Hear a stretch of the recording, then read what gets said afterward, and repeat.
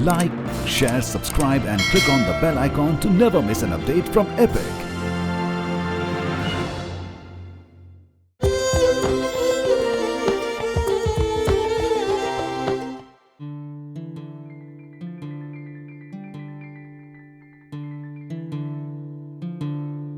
तपती धूप में यहां पारा भले ही 50 डिग्री पहुंच जाए,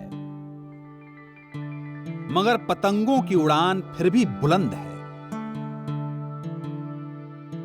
रण भले ही श्वेतधारी हो, मगर रंगों का परहेज इन लोगों की फितरत में नहीं। गुजरात गढ़ है सभ्यता की विरासत का, और इस धरती से जुड़े हैं कृष्ण, महावीर और गांधी जैसे महात्मा। गुजरात की इसी प्राकृतिक और सांस्कृतिक धरोहर ने तराशा यहां के खाने को, जिसका स्वाद हर पल याद दिलाता है इस धरती की और वहां के लोगों की।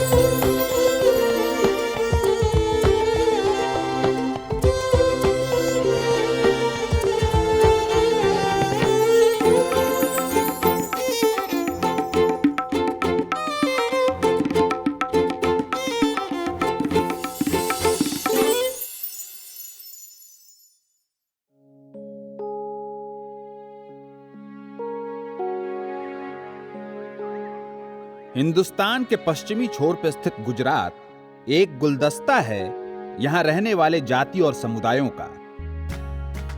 जहां कच्छ के अपार और वीरान रेगिस्तान में रहते कबीले और डोले हैं, जैन और पारसी जैसे अल्पसंख्यक समुदाय और लाखों हिंदू और मुसलमान व्यापारी और कारीगर, जो सदियों से गुजरात की संस्कृति को तराशते आ रहे हैं।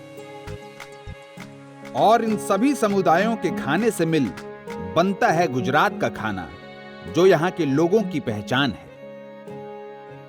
जो गुजरात का आज प्रांत हम नक्शे पे देखते हैं, उसकी भौगोलिक स्थिति कमोबेश एक सी है, मगर कुछ उसके हिस्से हैं जिनमें अंतर है और जिसका प्रभाव उसके खान पान पर पड़ा है। मसलन उत्तरी गुजरात का जो हिस्सा काठियावाड़, सौराष्ट्र वाला राजस्थान की सरहद को छूता है, वो लगभग उसी तरह की सूखी बंजर भूमि है जिस तरह की राजस्थान की। अब अगर तटवर्ती इलाका आप देखें जो दमन दीव की तरफ खुलता है, वो उसकी भौगोलिक प्रकृति और स्वभाव दूसरा है। कच्छ वाला जो रण है वो बिल्कुल ही मरुभूमि वाला इलाका हो जाता है। मगर जो हिस्सा भीतर की तरफ आता है, मध्यवर्ती भारत की तरफ, उसमें उपजाऊ ज़मीन है, वहाँ खान पान में फ़र्क है। मगर कमोबेश एक साम्य आपको देखने को मिलता है कि कुल मिलाकर सांस्कृतिक कारणों से, ऐतिहासिक कारणों से गुजरात की जो बहुसंख्यक जनता है वो शाकाहारी है। वो मांसाहार से परहेज उसका एक समुदाय नहीं करता है मुसलमानों का, मगर उसमें भी चलन उतना ज़्यादा मांस का नहीं है जितना अन्यत्र आपको देखने को मिलता है। तो कुल मिलाकर जैसे आप जैन धर्म का प्रभाव कहें, इसे आप एक गांधी के जन्म के सदियों पहले एक अहिंसा का स्वाभाविक रुझान माने, उसके दर्शन हमें गुजरात में होते हैं। यहाँ खाने में आपको जो मौसमी शाक भाजियाँ हैं वो मिलेंगी, उनको बहुत ज़्यादा तला भुना नहीं जाता है, मगर ज़्यादा जोर यहाँ दालों पर है, बाजरे पर है, बाजरे की खिचड़ी पर है, दालों पर है और मिठास में है, जिन्हें हम अन्यत्र नमकीन व्यंजन कहते हैं। उसमें भी थोड़ा शक्कर की मात्रा आपको चखने को मिल जाती है। और सबसे मज़ेदार बात यह है कि जिसे हम नमक कहते हैं उसे ये लोग मीठू कहते हैं। तो मीठे के नाम पे आपको नमक खिलाया जाता है और नमकीन की शक्ल में जो आप खा रहे हैं उसमें आप मिठास महसूस कर रहे होते हैं और शाक भाजी की अफराती। गुजराती खाने का एक पहलू जो लगभग हर जगह देखा जा सकता है, वो है इनका शाकाहारी खाने पे जोर। गुजरात वेजिटेरियन स्टेट है इन अ वेरी स्ट्रॉन्ग फॉर्मेट, काफ़ी प्रिडोमिनेटली वेजिटेरियन है। यहाँ तक कि आप अब रेस्टोरेंट चालू करेंगे और आप यदि लिखेंगे नॉन वेजिटेरियन, तो there will be chances that in certain areas it will not work. यानी कि लोग ये नहीं चाहते कि उसी प्लेट में जिसमें नॉन वेज सर्व होता है उसमें वेज सर्व हो। आपको एसेंशियली वेजिटेबल्स ज़्यादा मिलेंगे क्योंकि जैनिज़्म का काफ़ी प्रभाव है यहाँ पर। शाकाहारी भोजन शैली गुजरात में हमेशा से ही देखने को मिलती है। मूल तौर पे जैन धर्म के प्रभाव की वजह से, जो खुद तकरीबन 3000 साल से भी ज्यादा पुराना है। आज से 2500 साल पहले भारत ने वो दौर देखा जब महावीर और गौतम बुद्ध दोनों का जन्म हिंदुस्तान की इस भूमि पे हुआ। साथ ही ये गहरी संभावना है कि उस दौर में हिंदुस्तान ही वो पहला देश था जहां शाकाहारी भोजन शैली का जन्म हुआ, आज से कुछ 2500 साल पहले। और आज इस विचारधारा का सबसे गहरा असर गुजरात के खाने पे नजर आता है, जहां की 2/3 जनता शाकाहारी है।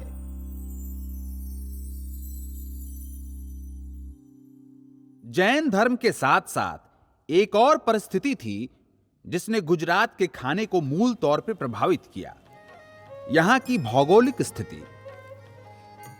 जहां पंजाब, तमिलनाडु और बंगाल जैसे प्रदेश देश के खलिहान हैं, वहीं पश्चिम भारत में मारवाड़ और गुजरात का इलाका ज्यादातर वीरान और बंजर रहता है। Gujarat is essentially temperate city culture है, जहाँ पर आपको गर्मी ज़्यादा मिलेगी। आपके वेजिटेशन होगा तो फोर्स वेजिटेशन होगा, जहाँ पानी आप देंगे तब जाके ज़मीन उपजाऊ होगी। एक ज़माने में जो कच्छ का दरिया हुआ करता था, आज सूख गया है, so it's become a rann, become desert. वैसे ही most of the places have पानी में रिटेंशन कम है। चाहे कितनी ही कठोर परिस्थिति क्यों ना हो, मानव जाति ऐसी उत्तरजीवी है जो अपने पालन पोषण और जीविका का साधन निकाल ही लेती है।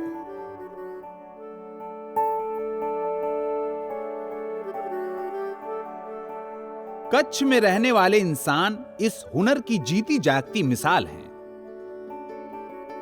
जहां कुछ ना उगता हो, मीलों तक सफेद बंजर जमीन बिछी हो कफन की तरह, और पारा 50 डिग्री छू जाए, ये लोग इन परिस्थितियों में भी जीवन की लौ जलाए रखते हैं और अपना पालन पोषण करते हैं व्यापार और मेहनत मजदूरी से।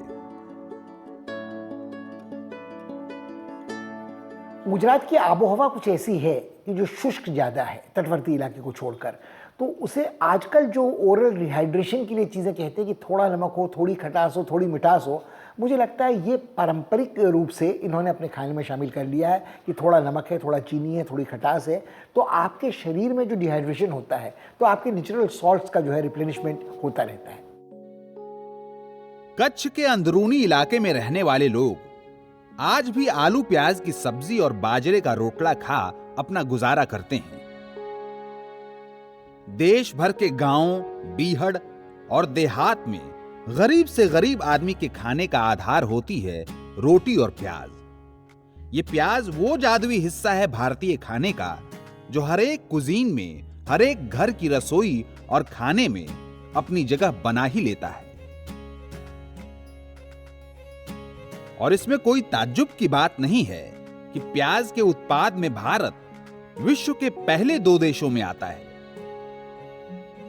मगर यह प्याज असल में हिंदुस्तान की अपनी नहीं है। इसके इजाद का पहला सबूत मिलता है अफगानिस्तान में, जहां से यह सारी दुनिया में एक्सपोर्ट की जाती थी। आज से 4800 साल पहले मिस्र में भी प्याज की गुणवत्ता को माना गया, और पिरामिड्स में निकले अवशेषों से हमें यह भी पता चलता है कि इजिप्शियन ममीज के लेप में प्याज का भी इस्तेमाल किया जाता था। मगर हिंदुस्तान में प्याज को हमारे रोजमर्रा के खाने में एक अतुलनीय स्थान मिला, और कच्छ जैसे दूर दराज के इलाकों में भी यह यहां के खाने का एक अहम हिस्सा है।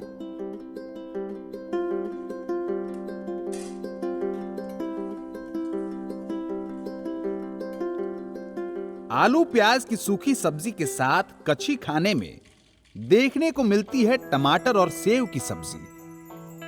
और जहां टमाटर भारत में सिर्फ 150 साल पुराना है, बेसन से बने इस सेव का पहला जिक्र हमें 12वीं सदी की पुस्तक मनसोलासा में मिलता है।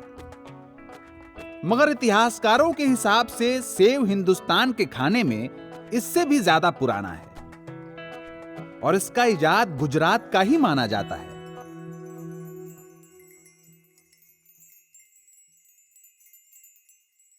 पश्चिमी भारत में लगभग हर सब्जी खाई जाती है बाजरा के रोटले के साथ, जो यहां के सबसे प्राचीन अनाज में से एक है।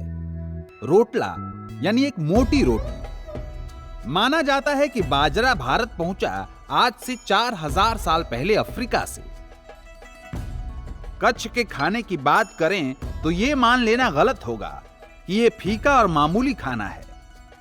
यहां बनी खिचड़ी, जिसे गुजरात में लजीजा कहते हैं, अपने जायके के लिए हमेशा से मशहूर रही है। हमें यह भी पता चलता है कि यह लजीजा मुगल बादशाह जहांगीर की पसंदीदा डिश थी, जब वो मीट से परहेज करते थे। कच्ची खाने की यह थाली इस बात की मिसाल है कि इंसान के संकल्प और दृढ़ता के आगे मुश्किल से मुश्किल परिस्थिति अपना सर झुकाती है।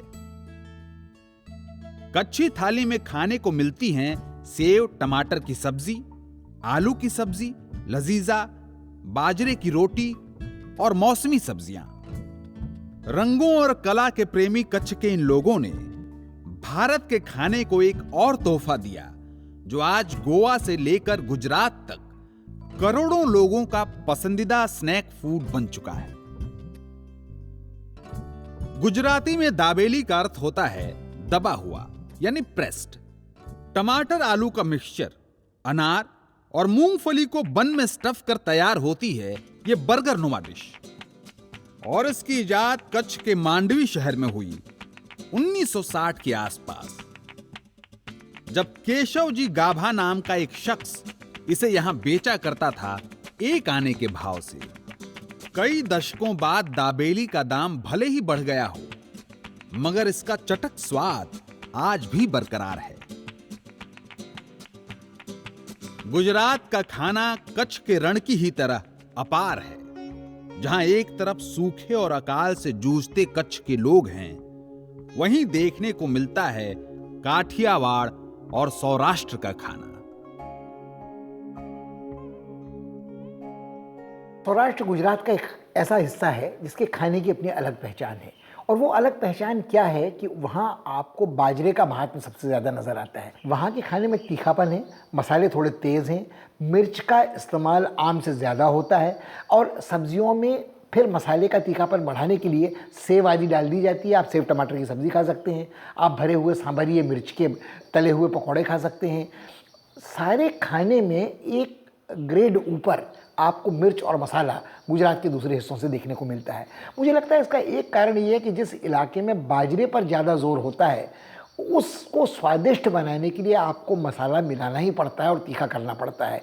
और यदि आप मौसमी सब्जियों का इस्तेमाल कम कर रहे हैं जिनका कुदरती स्वाद है, और बेसन या दाल का प्रयोग ज़्यादा कर रहे हैं, तो उसमें भी खाने में जायका बदलने के लिए आपको मसाले बदलने की ज़रूरत है।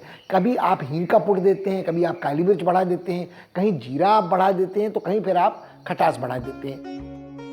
नमकीन से लेके तीखे, खट्टे और मीठे तक इन सब स्वादों का एक संकलित जायका मिलता है पारंपरिक गुजराती थाली में, जो आज गुजराती क्विजीन की राजदूत बन गई है। और गुजराती थाली में खाने को मिलता है कठोल, दाल, कढ़ी, खिचड़ी, खीर, मौसमी सब्जियां और बाजरे की रोटी।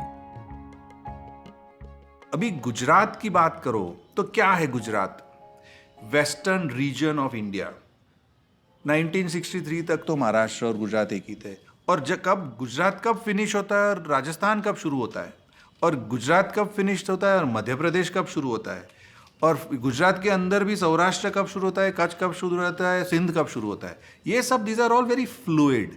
तो there is obviously going to be integration of all the regions, और हर रीजन के कुजीन में स्पेशलिटी ये होती है कि वो जगह की वेदर, वो जगह की अवेलेबिलिटी ऑफ आइटम्स, उसके ऊपर वहाँ की स्पेशलिटी बनती है। तो Gujarati thali is a meeting of all these cultures of this region, where a person can experience a taste of western region of India, I would say. आपको ये जान शायद हैरानी हो कि आज से करीब 4000 साल पहले वैदिक काल के दौरान थाली एक भगोना हुआ करता था जिसमें चावल उबाले जाते थे, और समय के साथ ये नाम इस चपटे बर्तन को मिला जिसे हम आज थाली के नाम से जानते हैं। कोई अगर पूछे कि गुजराती थाली में इतने सारे आइटम्स क्यों हैं, 25-30 आइटम्स क्यों हैं, इसका मतलब नहीं है कि दे आर चॉइसेस। वो सब चीज़ें ऐसी बैलेंस में है कि they complement each other, they don't supplement each other. It's like different notes of a symphony, different players in an orchestra who each has a role to play. So even in while eating a thali, the person experiencing becomes like a conductor, and it is up to him कि किसको high करे, किसको low करे, कौन से texture को बढ़ाए, किसको कम करे, और वो एक एक morsel खा के decide कर सकता है. He can decide on exactly what he wants just by amount he dips it into the dal or dips it into the chutney or dips it into the pickle. तो ये चीज़ is very special about the format of a thali, which is not experienceable in a 3-course meal, because each one will taste the same meal. So this is the unique thing about eating thali, Gujarati thali. और एक ही थाली में कई सारे व्यंजन इकट्ठे परोस के खाने का रिवाज तो घरेलू है। रेस्टोरेंट्स में थाली कल्चर की शुरुआत हुई हाल फिलहाल में, जब एक नियमित और तय दाम में खाना मिलने लगा। तो जो गुजराती थाली है उसका विज्ञापन सिर्फ आपको ये बात का भरोसा दिला रहा है कि उसमें लहसुन प्याज कम होगा, उसमें मांसाहारी तत्व कोई नहीं होंगे, उसमें खाने में थोड़ी मिठास भी होगी, वो कुछ उसमें काठियावाड़ का होगा, कुछ सूरत का होगा, कुछ अहमदाबाद का होगा, मगर आपको घर के जैसे जायके की याद आ जाएगी। देखिए, मुझे लगता है कि गुजराती थाली खाने वाला और बेचने वाला और पकाने वाला तीनों एक ही मानसिकता के शिकार हैं। उनको लगता है कि पैसा भरपूर वसूल होना चाहिए। अगर मैंने 20 रुपये 25 रुपये की थाली दी है तो कम से कम उसमें एक सब्ज़ी फ्लावर की हो, एक सब्ज़ी शिमला मिर्च की हो, एक थोड़ा कढ़ी खाने को मिल जाए, थोड़ा खिचड़ी हो, एक आध थेपला हो, 2-3 रोटली हो, और थोड़ा फिर कुछ मिठास मुंह में आ जाए तो कहना ही क्या है, थोड़ा गुड़ केरी का अचार हो, थोड़ा चंद बूंदें ही हो घी की हो, तो गिनती पूरी हो जाए आइटम्स की। वैल्यू फॉर मनी वाला जो कॉन्सेप्ट गुजरात के दिमाग में है वो इसका प्रदर्शन करता है। अब चाहे ये थाली पैसा वसूली के कारण मशहूर हुई हो या लोगों को एक ही थाल में अनेक स्वाद देने के लिए, गुजराती थाली की कहानी अधूरी है जब तक जिक्र ना हो गुजराती कढ़ी का। बेसन और दही से तैयार की जाने वाली ये कढ़ी देश के हर प्रांत में अलग अलग तरह से बनती है, जैसे कि मराठी कढ़ी, सिंधी कढ़ी, गुजराती कढ़ी या पंजाबी कढ़ी। मगर इस डिश की इजाद गुजरात की ही मानी जाती है, और इसका पहला जिक्र भी 800 साल पुरानी गुजराती पुस्तक बिमल प्रबंधा में हमें मिलता है। गुजराती थाली का मुख्य किरदार ये कढ़ी अपने खट्टे मीठे स्वाद से आज सिर्फ गुजरात ही नहीं बल्कि पूरे हिंदुस्तान का दिल जीत चुकी है।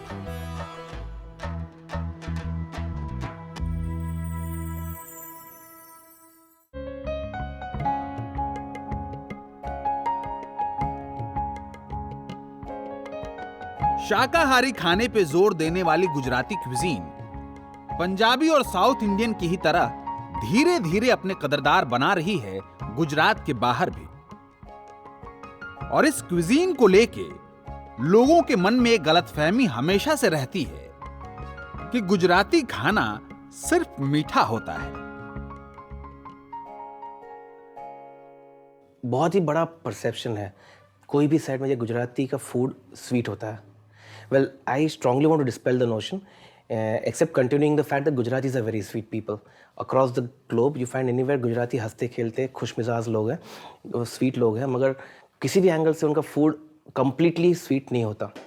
Yes, historically there was a reason why this food was sweet, जिसमें मिठास की ज़रूरत हुआ करती थी। यदि आपको याद हो तो लाइक यू रियलाइज़ कि पहले इतना ज़्यादा फिजिकल एक्सर्शन ज़्यादा हुआ करता था हमारा, हम मजदूरी ज़्यादा करते थे, हमारी हर चीज़ में आपको एक जगह से दूसरी जगह जाना है आप चल के जाते थे, there were modes of transportation was less, there was lot of physical exertion. Now temperate climate होने से गर्मी ज़्यादा होती थी जिसके कारण सैप हो जाती थी एनर्जी। तो एनर्जी रिवाइव करने के लिए बहुत सिंपल तरीके से गुड़ और पानी देते थे। आप किसी के भी घर में जाइए, चाहे ये गुजरात हो चाहे महाराष्ट्र हो, कहीं भी गुड़ पानी वॉज द बेसिक थिंग। गुड़ का टुकड़ा देंगे और पानी देंगे, आप पीजिए, आप रिजुविनेट हो जाते हैं। अब वो हर वक्त गुड़ पानी हर के बाद दे नहीं सकते हैं। अब आदमी काम करके आएगा तो उसको कहीं ना कहीं वो एनर्जी वापस रिप्रिजर्व करनी है, तो खाने में, दाल में, कहीं जहाँ पर मिक्स हो सके वैसी चीज़ों में गुड़ डालते थे। अब गुड़ के डालने से energy is remain continue preserving. अब वो एक हैबिट लग गई, टेस्ट लग गया, अब लोगों को पसंद आने लगा। अब गुजराती है तो अपना जहाँ पर भी जाएगा वो गुजरात बसाएगा, तो थोड़े से दाल में, थोड़ी सब्जियों में, स्पेसिफिक सब्जियों में स्वीट डालेगा। अब परसेप्शन तो ऐसा बना है कि रोटी भी स्वीट होती है, चावल भी स्वीट होता है, उसका सब कुछ स्वीट होता है। प्रैक्टिकली पॉसिबल नहीं है। शरीर में ग्लूकोज बनाए रखने की वजह से गुजरातियों ने दाल में गुड़ डालना शुरू किया और यह परंपरा यहां आज भी चलती आ रही है। दाल वो ऑलराउंडर है इंडियन कुजीन की लाइनअप का जो हर प्रांत और जिले के खाने का हिस्सा है और गुजरात में भी इसका भरपूर इस्तेमाल किया जाता है। In terms of protein, vegetarian में सिर्फ दाल ही, पल्स ही ऐसी चीज़ है जिसमें ज़्यादा प्रोटीन है। That also you cannot compare to non vegetarian food और eggs, you cannot compare, but it's the only main source of protein. तो जो पल्स की दाल होती है, हम सब पल्स की दाल बनाते हैं, सिर्फ मूंग की नहीं, सबकी होती है, मिक्स भी होती है। That's a very important part of the Gujarati food. कुछ भी अगर नहीं हो और सिर्फ दाल और चावल हो या दाल और रोटी हो तो भी वो बैलेंस्ड मील, फुल मील हो सकता है। एक सब्जी थोड़ी ले लो। तो from the poorest household to the richest household, dal is the staple thing. दालों का सबसे ज्यादा उत्पादन और खपत भारत में ही होता है और करीब 5000 साल पुरानी सिंधु घाटी सभ्यता में निकले अवशेषों से हमें यह भी पता चलता है कि उस समय भी दाल काफी प्रचलित थी और गुजरात के लोगों का एक दाल की तरफ कुछ खास झुकाव है।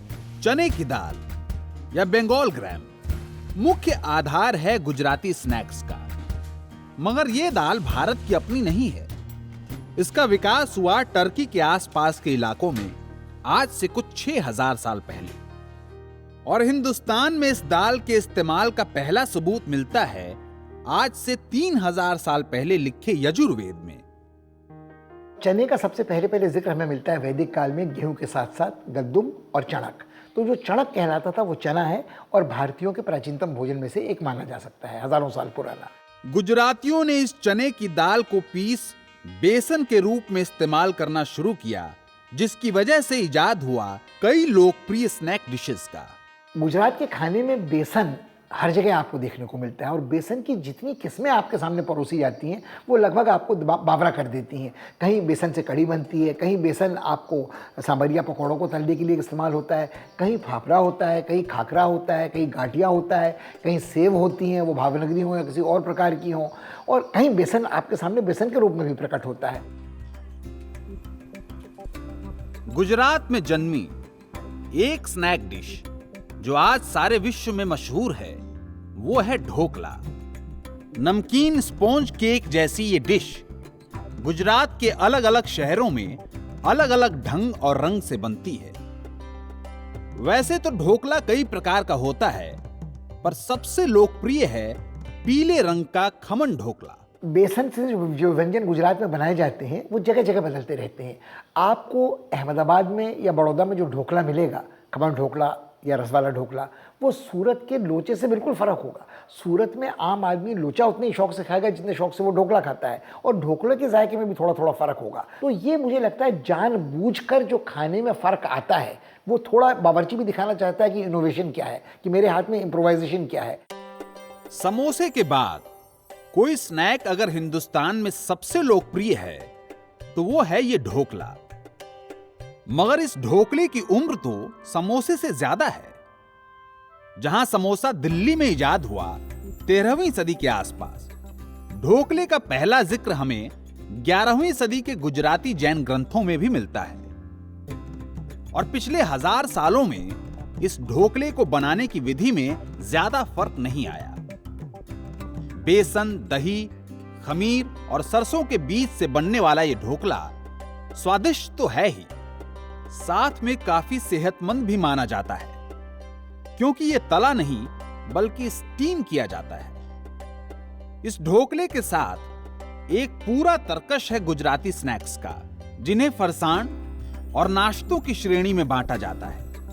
और इनमें फरसाण वो स्नैक्स होते हैं जिनकी शेल्फ लाइफ ज्यादा नहीं होती और इन्हें स्नैक्स की तरह या खाने के साथ खाया जाता है, जैसे कि ढोकला, तली हुई कचौरी और भजिया या खमण। दूसरी ओर नाश्तों की फेहरिस्त में आते हैं फाफड़ा, गाठिया, सेव और चिवड़ा, जो लंबे सफर पे यात्रियों और व्यापारियों के काम आते थे।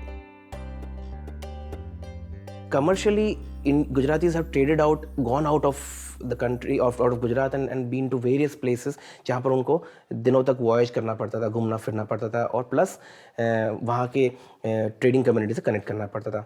तो फूड उस हिसाब से डिराइव हुआ है दो तरीके से, एक तो एक्सपोर्ट एंड इम्पोर्ट।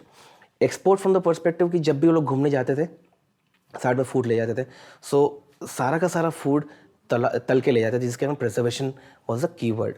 आपको जो भी चीज़ खानी आज आप कोई भी दुकान में जाइए, आपको चवाणा मिलेगा, आपको मिक्सचर मिलेगा, तली हुई बूंदी मिलेगी, तली हुई भाखर बड़ी मिलेगी, आपको तली हुई पापड़ियाँ मिलेंगी, सब कुछ तला हुआ मिलेगा। बस वो सारे स्नैक्स लंबे तक चलते थे।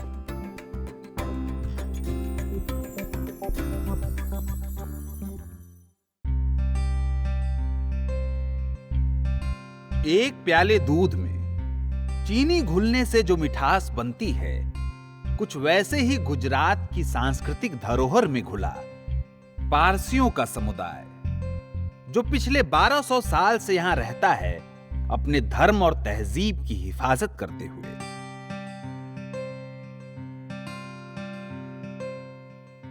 गुजरात की जो खान पान की विरासत है, उसमें एक अनमोल रतन पारसी खाने वाला है।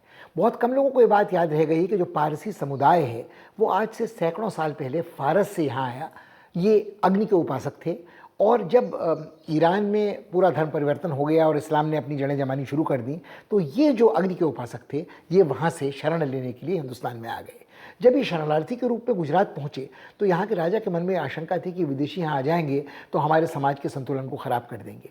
तो जो पारसियों का मुखिया था उसने राजा से कहा कि एक मुझे प्याला दीजिए, उसमें दूध भर के रखा, उसमें उसने 1 चम्मच शक्कर डाली, उसे हिला दिया और कहा देखिए जिस तरह से शक्कर दूध के प्याले में मिलकर दूध को मीठा बनाती है, उसी तरह हम जब आपकी रियासत में आएंगे और शरणार्थी के रूप में रहेंगे तो हम अपने गुणों से आपके समाज को संपन्न करेंगे और किसी भी तरह की खराबी यहाँ नहीं आने देंगे। गुजरात आ बसे इन पारसियों ने शहर शहर घूम अपनी जिंदगी और समाज को पुनर्स्थापित किया और हिंदुस्तानी संस्कृति पे अपनी छाप छोड़ी। वहाँ पर जब सेटल हुए तब करना क्या धंधा, तो उनका बेसिक ईरान से जो आया था वो एग्रीकल्चर में एक्सपर्टीज थी, फ्रूट्स की खेती करने में। तो साउथ गुजरात में देखो तो आज भी 1300-1400 साल के बाद जो बड़ी बड़ी वाड़ियाँ हैं फ्रूट की, वो पारसी, ईरानी और ज़ोरास्ट्रियंस की है। गुजरात की सरजमीन को गले लगा पारसियों के अल्पसंख्यक समुदाय ने पीढ़ी दर पीढ़ी अपने अस्तित्व और संस्कृति को महफूज रखा अपने खाने में। The Parsi cuisine is completely different from the Gujarati cuisine. There has been no merger or fusion as such. हमारे मसाले अलग हैं और जो ईरान का ट्रेडिशनल खाना जो है वो चावल है, mutton, chunks of mutton, kebabs, dry fruit और फ्रूट जो ईरान में बहुत उपलब्ध थे, तो वही हमारे क्विजीन में आए। अब यहाँ आने के बाद भी हमारा मसाला भी कम्प्लीटली अलग होता है गुजराती टेस्ट से। तेल का बहुत कम वपराश, ज़्यादा घी का यूज़, और मसाला जो है अदरक, लहसुन, vinegar, dry fruit flavours, all that combines into our cooking. And every sort of vegetable, I mean, it sounds unbelievable, but the Parsi has adopted every vegetable to include mutton in it. शाक सब्जी, गोश्त, चावल और दाल के इसी तालमेल से बनता है पारसी धनसाग, जो इनकी सबसे मशहूर डिश है। Now things like there is a thing called dhansag. Now that is a sort of fried rice and a dal which consists of 4 types of dal: masoor, mung, harad and chana. All that dal plus things like bhaji, वो भी उसमें, वो उसको piece के उसके अंदर डाल के और उसमें मटन या चिकन पकाते हैं उसमें। अब ये हमारी बिल्कुल स्टैंडर्ड नेशनल डिश है पारसीज की। संडे आफ्टरनून को ये दाल साग आप खा लिया, फिर आप कुछ कर नहीं सकते, आप सो जाना पड़ता है। धनसाग बनाने का मूल आधार और इसके इंग्रेडिएंट्स अरबी डिश हरीस से काफी मिलते जुलते हैं, मगर इस डिश का पूरी तरह से विकास 13वीं सदी के बाद ही हुआ, जब पारसी समुदाय भारत आया और धनसाग में यहाँ की स्थानीय सब्जियां डलने लगी।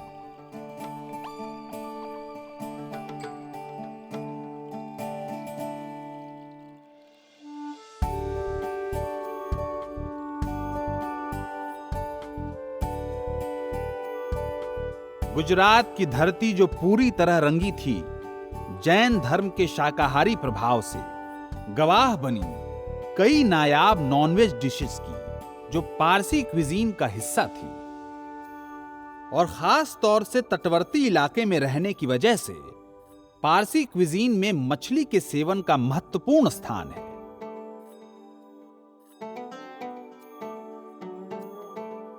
फिश का क्यों प्रेडोमिनेंस है हमारे खाने में?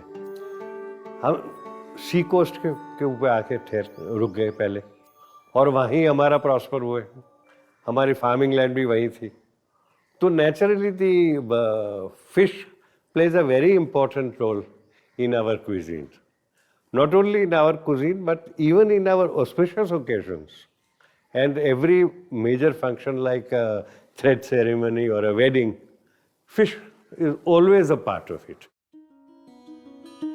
पात्रानी मच्छी यानी पत्ते वाली मच्छी एक सरल डिश है पारसी क्विजीन की, जिस पे मछुआरों के समुदाय का प्रभाव देखा जा सकता है।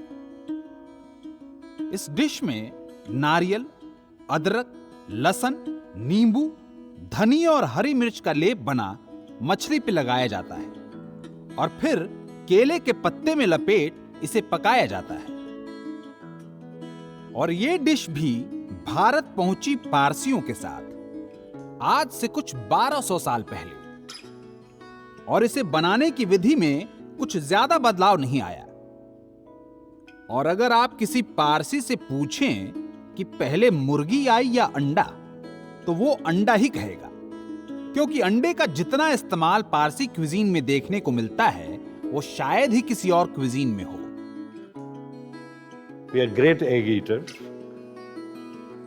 to the extent that the Parsi breakfast in a farm family, say, or a prosperous family in Surat or Navsari or whatever, would include egg. आप जो लारी में ऑमलेट खाते हैं वो ओरिजिनली पारसी घर से ही आया हुआ है वो, बिकॉज उसमें प्याज होता है, टमाटर होता है, हरा धनिया होता है और हरा मिर्च होता है। एंड जो हमारे घर में ऑमलेट बनता है उसमें एक अदरक लहसुन का इतना टेस्ट भी जाता है, हल्दी जाता है, लाल मिर्च जाता है, ये सब मिला के हमारा ऑमलेट या आकुरी बनता है।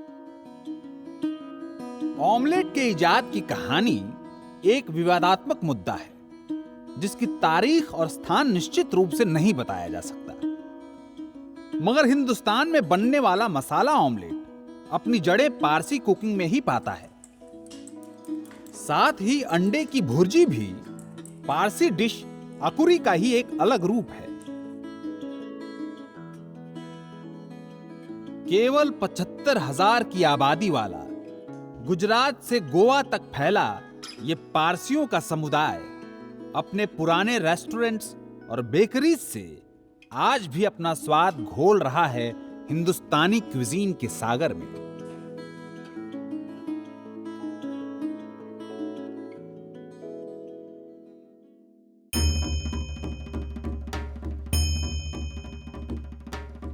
गुजरात के खाने की एक कड़ी जुड़ती है जैन धर्म की अहिंसा और शाकाहारी विचारधारा से, और दूसरी कड़ी पे मिलता है राजपीपला जैसी रियासतों का खाना और मिसरौट जैसे ठिकानों की दावतें, जहां मांस खाने की कोई मनाही नहीं थी।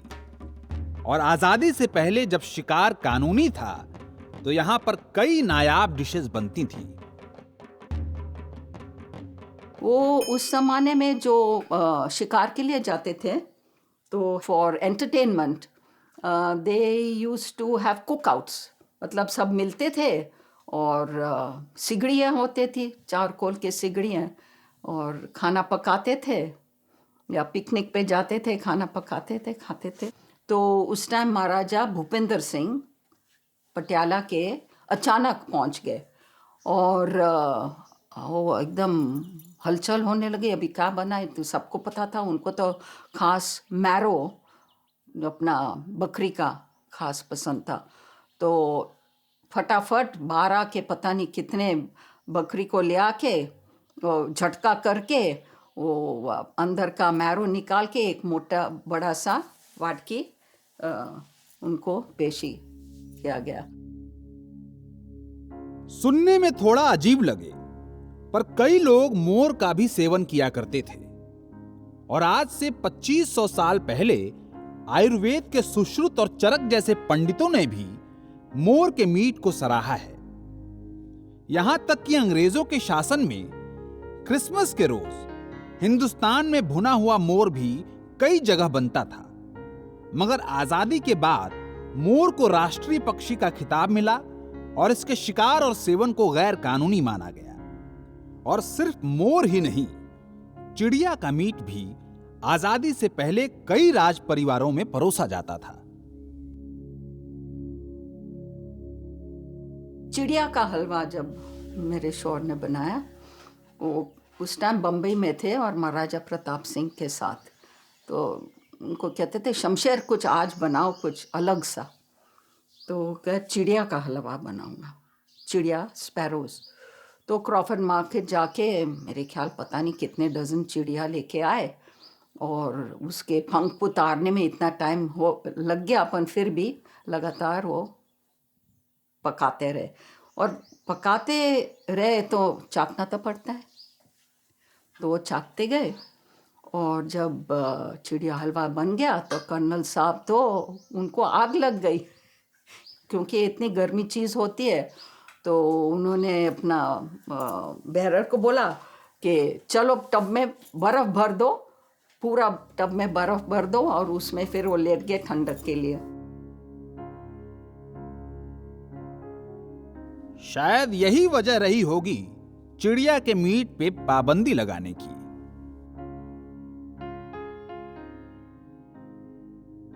कुछ लोग हालांकि क्षत्रिय परिवार में उनका जन्म हुआ है, लेकिन कुछ धर्म के कारण उन्होंने वेजिटेरियन होना पसंद किया है। तो उन लोगों को वैसे तो नॉनवेज धर्म के लिए प्रतिबंध है, लेकिन फिर भी अगर उन्हें नॉनवेज का एक्सपीरियंस लेना है तो ऐसी डिशेस बना के और उन्हें ऐसा एक अनुभव दिलाया जा सकता है जो उनको नॉनवेज खाने की याद दिला सके। कटहल यानी जैक फ्रूट एक ऐसी डिश है जो अपनी तासीर और स्वाद में गोश्त से काफी मिलती जुलती है।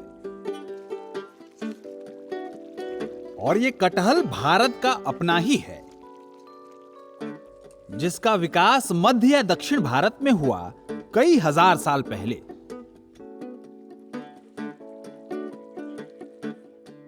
चाहे वो लखनऊ के नवाब हों, जोधपुर के राठौर या राजपीपला का शाही वंश, खाने पीने से जुड़े कई दिलचस्प और अटपटे किस्से हर जगह मिलते हैं इतिहास की किताबों में।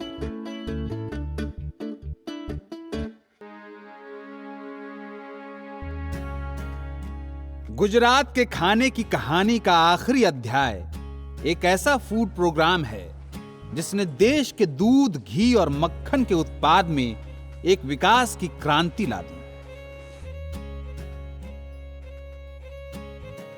जब ब्रिटिशर्स यहाँ थे और बॉम्बे में दूध की दिक्कत रहती थी, तो ब्रिटिशर्स ने एक प्राइवेट डेयरी एंटरप्रेन्योर जो कि पोल्सन है, उसको मोनोपोली दे रखी थी कि वो आनंद, जो उस वक्त कैरा डिस्ट्रिक्ट के नाम से जाना जाता था, यहाँ से मोनोपोली थी कि आप वो ही किसानों से दूध खरीद सकता है। तो किसानों से पोल्सन ने दूध कलेक्ट करना शुरू किया और ठंडा करके बॉम्बे भेजना शुरू किया।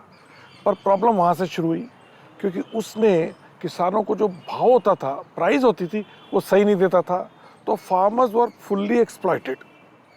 तो वो सब लोग उस वक़्त सरदार वल्लभ भाई पटेल, जो हमारे उस वक़्त के फ्रीडम फाइटर थे, जो कि यहीं से आनंद से ही थे, करमसद से पास में से, उनके पास गए और उनको अपनी कहानी सुनाई अंडर द लीडरशिप ऑफ त्रिभुवन दास पटेल, जो फाउंडर चेयरमैन थे अमूल के। तो सरदार वल्लभ भाई पटेल ने कहा कि अगर आप किसानों को अपने दूध का सही मूल्य चाहिए तो आपको सिर्फ प्रोडक्शन ही नहीं करना, आपको अपने दूध का प्रोसेसिंग भी करना है और मार्केटिंग भी करना है। और ये सब करने के लिए आपको अपनी एक कोऑपरेटिव सोसाइटी बनानी पड़ेगी। तो उस वक्त सब किसान यहाँ पे स्ट्राइक पे चले गए। उन्होंने पोल्सन को दूध देने से मना कर दिया और अपना पूरा दूध खेतों में बहा दिया। तो इस तरह से अमूल का जन्म हुआ 1946 में। इस घटना के 3 साल बाद डॉक्टर वर्गीज कुरियन आनंद आए और अमूल द्वारा देश में ऐसा व्हाइट रेवोल्यूशन आया कि हर गली और कस्बे में दूध की नदियां बहने लगी।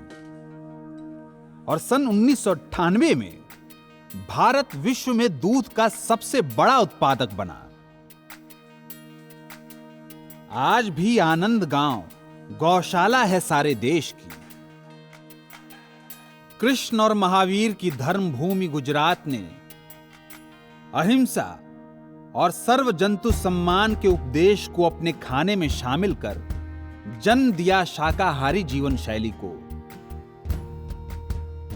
कृष्ण के नामों की ही तरह बेसन का एक रंग मगर अनेक रूप देखने को मिलते हैं यहां। कच्छ की धरती पे भले ही खेती असंभव हो, मगर यहां के खाने और लोगों के दिलों में खुशहाली पनपती है। ईरान से आए पारसी गुजरात की संस्कृति में ऐसे घुले जैसे दूध में शक्कर। और यहां के राजवंश एक पुरानी तस्वीर की तरह याद दिलाते हैं वक्त के साथ बीते किस्सों की। ये थी कहानी गुजरात के खाने की।